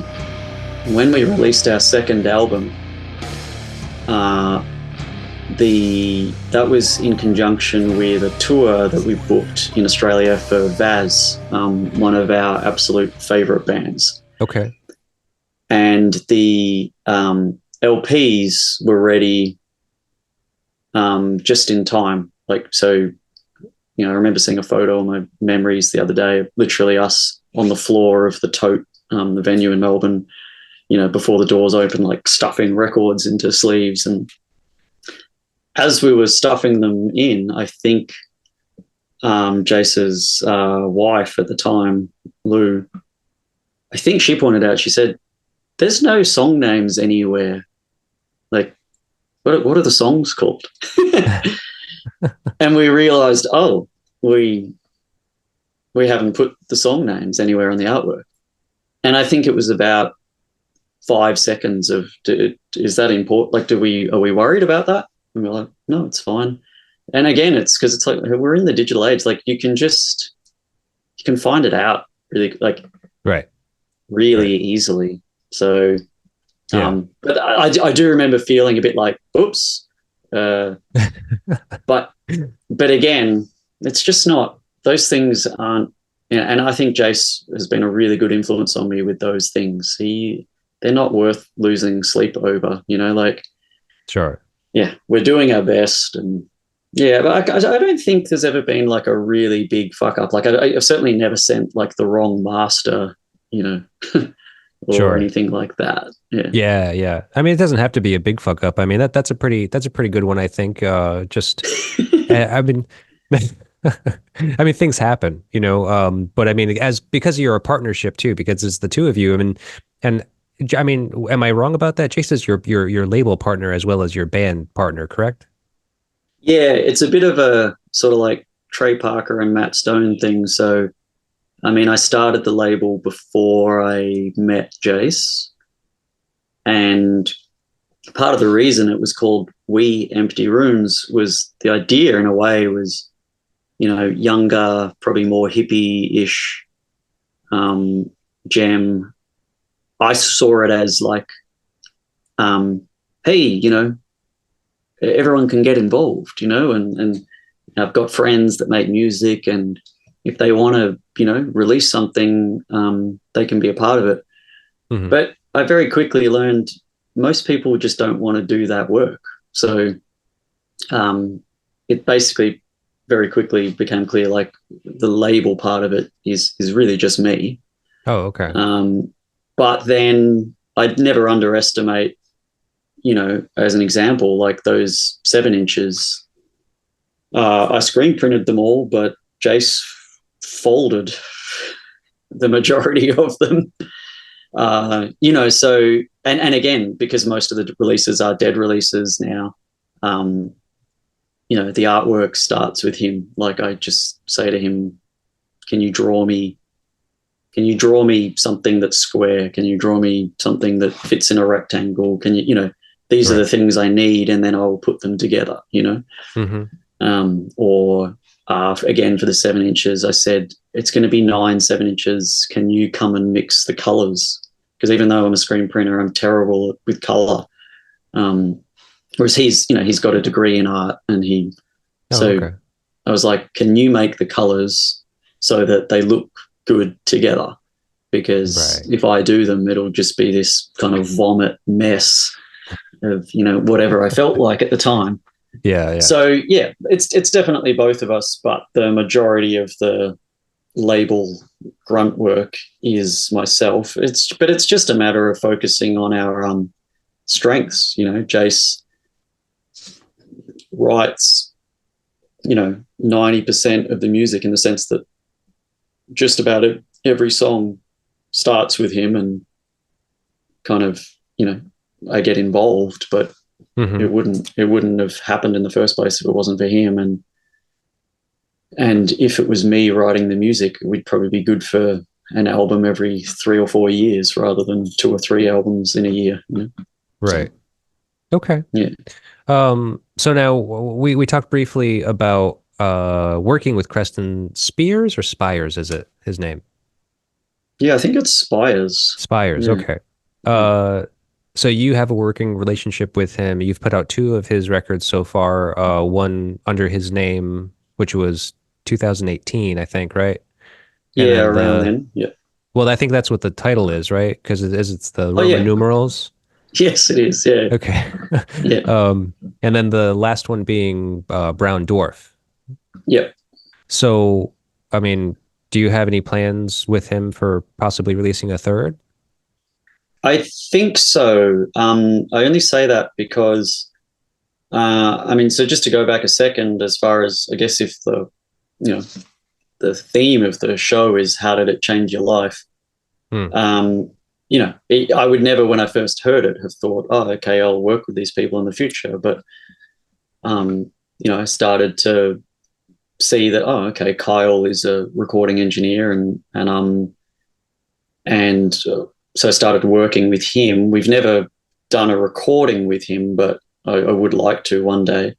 And also that he was just very, very pleasant to work with. Like he listened to my suggestions, and we seemed to understand each other. And that we have a song called Commander, which is on a Learning Curve Records compilation, and Kyle mixed it. And I knew that he played, that he could play piano and stuff. And I said, can you play just in this section? And because, it's very straightforward. And I know that you can play and you have a piano. So the easiest way to do this will be to get you to do it. And he sent me the mix back, and he said, Creston was hanging out, and it was easier to get him to play than me because, that way I could press the button and he could just play it. Yeah. So he sort of said, I hope that's okay. Creston played instead of me. And I just was like, I felt that excitement that you feel as a little kid, I was like, yeah, I felt like this sort of gift that you can't have, in the way that, a hoodie means everything to you because it's your girlfriend's, and you put it on and you feel, stronger, and you feel, like you're carrying the love, Right. I felt like that. I just felt like this is so beautiful that someone or 2 people who've meant so much to me have just, been involved in something we've done. Yeah, that's great. So then when we were putting together Raving Drooling, the album, I wrote to Creston and said, can you play a guitar solo on this piece? And that was a really, really, again, a challenging, like a really cool experience, because I'm writing to someone who I just think is just, more importantly, his music has meant so much to me. Yeah, yeah. But what he said to me was, I'd love to do it, but you need to instruct me. The more you can instruct me, the better the result will be. And that was really, really intimidating, because I thought, that's insane. Like that's like Michael Jordan saying to me, I'm going to need you to coach me a little bit here, in this, basketball game. And be like, what are you talking about? Just do your thing. But I thought about it.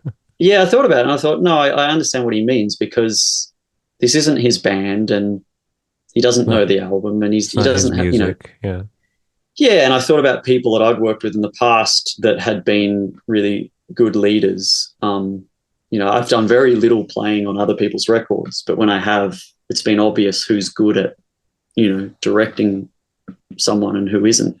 Mm-hmm. So I wrote it down and I said, I want you to play one of those solos that you do where it sounds like everything's about to fall apart, and it's just, you think like this can't possibly come together, but then all of a sudden there it is and your fist is in the air and, it's the best feeling ever. And he had a really big laugh and was like, yeah, I think I can do that. And he did it and it was great. And I just felt really good that he was, playing music, because he seemed to have had a break. And then I became a member of his Patreon. When he fired up the Patreon, he was really prolific at the time. He was putting out a lot of stuff. And he wrote it down and he said, like, I kind of want you to think of this as in the old days where you would go to, the local blacksmith for your blacksmith requirements, or the bootmaker to make your boots. And because you knew that that's their talent, that's what they've invested their time into, and that's what they know how to do. Sure. And he said, please think of me as, I'm paraphrasing here, but he basically said, please think of me as the same. This is what I do. And if you want to, support it, then I can go ahead and make the music, and then share it with you. Mm-hmm. And I just thought that was really beautiful and a really great way to think about it. And it is actually the same approach I took with the Bandcamp subscription for Dead, which has been really, really important for us. But I said the same thing. I was like, look, I don't want to do a thing where, hey, pay $10 a month and we'll send you a, personalized whatever. I was like, no, we're already making music. We're making a lot of it. And if you like it and want it to happen more, this is a way that you can support it. And essentially you just be supporting us to do what we do, how we do it. We won't be personalized messages or, I don't like that stuff. I write notes to people to say, hey, thanks for buying the record and that, but I don't like the idea of, I don't want you to pay me to like do a greeting, or something. It's like that shit. Anyway. Right. So I followed his Patreon and I was like, I'm loving hearing these songs, and yes, they're very raw, and, he's clearly not a sound engineer in the way that Kyle is, but I resonate with that enthusiasm he had, where it's just like, I just got to get this out, like here's a song. Right. And then I said to him at some point, I wrote to him and said, I'd like to help with, releasing some of this, And the thing that I struggled with a bit is I just thought there has to be someone bigger and better than me. Like there has to be. This is crazy. Like a label, you mean? A record label, yeah. Someone with some, and it was a really hard, it was indicative in a way of the times. I thought, like, again, part of the reason Harvey Milk stopped making records is because Hydra Head, the label at the time, stopped existing. Right. Or pretty much stopped, I think. And, that meant, and it's not like they, could only do stuff with that label, but it was sort of indicative of the times that Hydra Head as a label, I don't think it stopped because, they didn't want to do it anymore. I just think it stopped because it was increasingly, not viable. If you look at the bands that they've supported, they haven't gone for the money makers. Right. So, yeah, we talked back and forth for a while, and in the end I was like, well, I can do it, but I can't, like, it won't make you lots and lots of money or, but yeah, to his credit, he just said, let's do it. And he also said, this Patreon thing is it's the best. It's the only time he'd ever seen an income from music. Right. He said, you're talking to me about Harvey Milk like they were some big thing, but we never got paid, like, Right. so he just saw it as a bonus. Anyway, so we did it. And, it sold well, not amazingly, but, it sold out. And then All said, that let's do it matters. again. Yeah. Yeah. I said, let's do it again. And we did it again. And then, yeah, it's sort of been paused a little bit because of initially because of COVID. And I would like to pick it up again. But at the same time, what I would really prefer for Creston is that someone else grabbed it, because, that would expose his music to more people again, Right.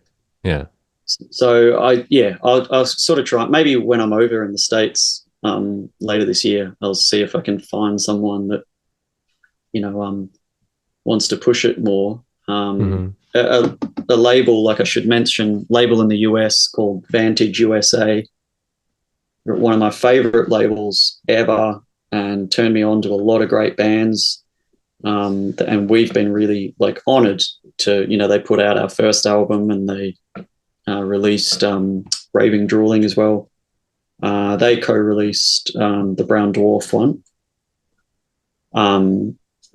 But that's when I say they, that's another one-man operation, pretty much like me. Yeah. That doesn't have. It's not like when he releases something, it's going out to thousands, but Right. it's so still between the two of connecting. you, the Vantage is covering the US and you're covering Australia. Yeah, and I think in this day and age, that grassroots thing in some ways has more value than ever, in the sense that, we might not be reaching big numbers, but we are connecting very deliberately. Right. In this day and age, no one's buying. It's not like when I was a kid and you could buy most of the Ministry albums for $4. So you just bought them anyway. And for me, I went, oh, they're great. But other people went, it's okay. I think if you've bought one of these records, it's because you're investing in it. Yeah. Yeah. All right. Well, because you mentioned it, you are actually going on tour and you will be in the US. What do those dates look like? They're still coming together, but basically we hit the Caterwall Festival, another Conan, initiative. Yep. And that's in May, right? Yeah, that's the last weekend in May. And we'll start there, and then we will go across to the Pacific Northwest. And we have a kind of unusual situation where we have a lot of good support and followers in North Dakota, South Dakota, Montana, which is my understanding traditionally 3 states that a lot of bands kind of gloss over. Right. But we really love it. And so we'll play in a bunch of towns in those states, and then we'll do a few shows around Portland, Seattle area with Thrones. Which I'm really excited about. And then not sure yet, so I don't want to jinx anything. We're not sure what happens after that. We might just finish up and go, let's go home. Or if we can put together enough shows, we'll kind of go down the West Coast as well. It's a funny time. I really, for the first time ever, suffered a fair bit of burnout from organising. Mm-hmm. So I still want to play as many shows as possible, but I don't want to give myself a breakdown from organizing too much. Yeah. I hear that, man. No, it's fine. I get it. I think, you're taking on a lot. I mean, you're running a label, you're working in a band. That takes a lot. That takes a lot. And so if you're doing all the booking on top of that too, and then you actually have to go and do it, it's a lot, man. Yeah, and I also, in the pandemic, I ended up getting adult jobs, which use up more of my brain. Oh, that's just that's another killer right there. It really is. Yeah. Yeah. And I realize now why up until then I just worked, kind of menial jobs, because you can still think about music while you're folding T-shirts or Right. delivering stuff for people or whatever. But yeah, Right. so that's where that's I at. hear you. Okay. Well, that sounds great. Yeah, this has been great speaking with you. Thank you for taking the time to do this. Thank you for No, thank you. recommending Harvey Milk. Now I know about them more, and I will be looking into them further because I have not listened to everything yet. But I will get into it and explore it further. Yeah, well, I really hope that if this podcast turns a few more people onto that album, I'll be very happy. And if anyone wants to talk to me about it, I'm happy to. Because even though we've just spoken for ages, I feel like there's so much more I could say about why it's so great. But in the same way, I think it's just good just to listen and discover it for yourself.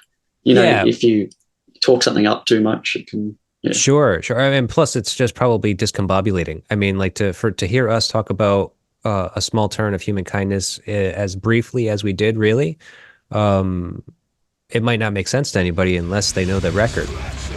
Because it's a strange one.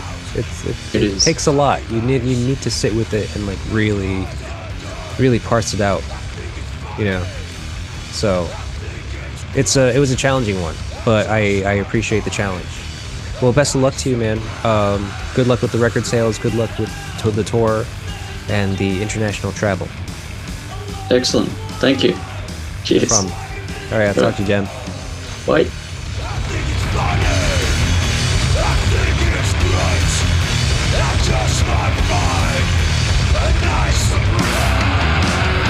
Primal Vision is a Psychic Static production. Theme song written and performed by Jeff Robbins of 123 Astronaut.